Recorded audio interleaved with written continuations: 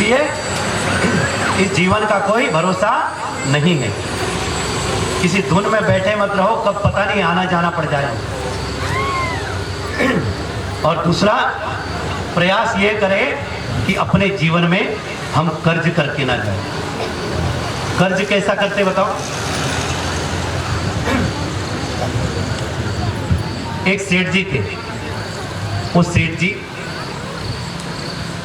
किसी को उधार चाहिए रहता तो बुलाते और आकर के देते कि सेठ जी जिसको उधार चाहिए ले जाओ, और एक डायरी रखी थी।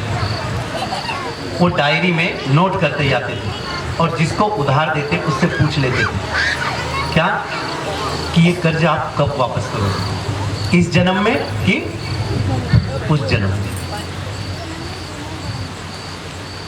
तो कोई जो ज्यादा होशियार रहता बोले अच्छा पैसा मिल रहा है, करना क्या है, उस जन्म में। ठीक है, लिख देते थे और चले जाते थे। अब एक चोर भी आया वहां पर। चोर ने भी देखा कि अरे सेठ तो बड़ा बेवकूफ है, खूब पैसा बांट रहा है लोगों को, चलो जाकर अपन भी ले। तो गया सेठ जी पास, सेठ जी मुझे भी चाहिए पैसा। और चोर ने सोचा कि सेठ की एक बार तिजोरी भी देख लूं, जब इतना पैसा बांट रहा है तो कितना माल होगा इसके पास। ये सोच के वो गया और सेठ जी से कहा कि मुझे भी उधार चाहिए। बोले किस जन्म में लौटाएगा? बोले मैं अगले जन्म में लौटाऊंगा। बोले ठीक है। सेठ जी ने तिजोरी खोली और जैसे देखा तो नोटों की गड्डी दिख गई। सोचा कि आज रात ये नोटों की गड्डी पे हाथ साफ कर दूंगा, आज पूरा माल ही ले जाऊंगा। सेठ जी खूब बांट रहा है। ये सोच करके वह घर चला गया और रात में पुनः आया तो देखा कि सेठ जी जाग रहे हैं। सेठ जी को जागते हुए देखा तो सोचा कि अभी तो कुछ 2-3 लोग भी खड़े हुए, सेठ जी अभी सोएंगे तो समय लग जाएगा। तो क्या काम करा जाए? एक भैंसों का तबेला था, उस तबेले में जाकर के छुप गए। कहां छुपा? भैंसों के तबेले में। अब वो तबेले में छुप गया और थोड़ी देर बैठा रहा तो उसे किसी की बातें करने की आवाज आई। उसने इधर उधर देखा, यहां तो कोई दिखाई नहीं देता है, कौन बात कर रहा है।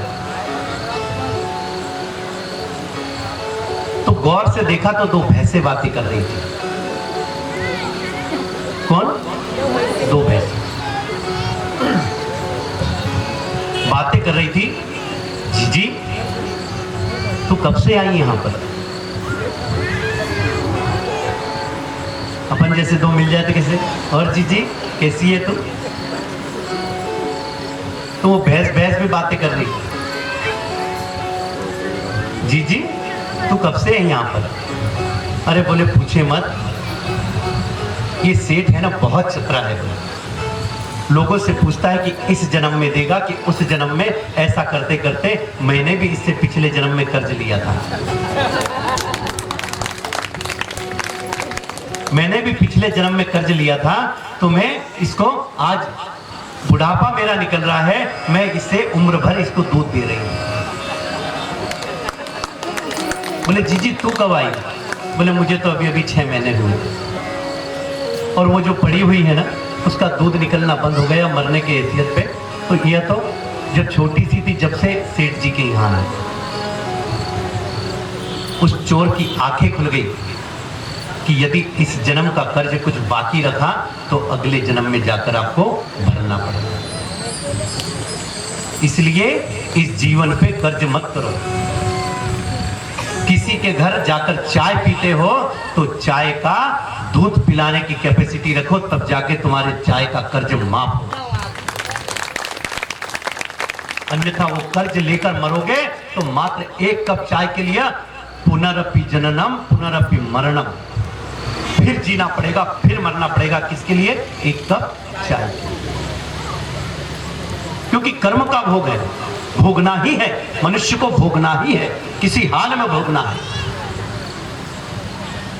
इसलिए प्रयास करो, कहीं खाते भी हो तो उसको डबल खिलाने की ताकत रखो। किसी का 1 रुपया लिया है तो उसे 2 देने की ताकत रखो। किसी का 1 गिलास पानी पिया है तो उसे 1 गिलास लस्सी पिलाने की ताकत रखो। तब जाके आपके जीवन के कर्ज समाप्त होते हैं। हम लोग बड़े शान से जाते हैं किसी मंदिर में, वहीं से फूल, वहीं से बेलपत्र, वहीं से वो क्या कर रहे हो? अगली बार पता चल रहा तुम पेड़ बन के खड़े हो और वो तोड़ रहा है। हाँ, पिछली बार तो तोड़ा था।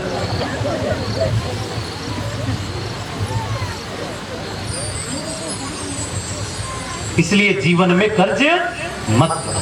जितना हो सके अपने हाथ से दान करो, पुण्य करो, सत्कर्म करो और भगवान की भक्ति में अपने जीवन को लगा दो। क्या बोलना पड़ेगा? हर हर। अच्छा एक बात बताओ, किस किस को ऐसा लगता है कि महाराज 10 बजा देते, बहुत देर कर देते? जरा हाथ ऊपर करके बताओ। तो कल से जल्दी छुट्टी कर दो 11 बजे तक। और कौन तैयार है? मात्र 2 दिन बचे हैं, बताओ कौन कौन तैयार है? वो पतिदेव को आकड़िया की रोटी और काकड़िया की साग तो जीवन भर खिलाना है, लेकिन यह भगवान भक्ति हमको मिलना नहीं है जल्दी। पिछले साल क्या किया था? जनवरी में क्या किया?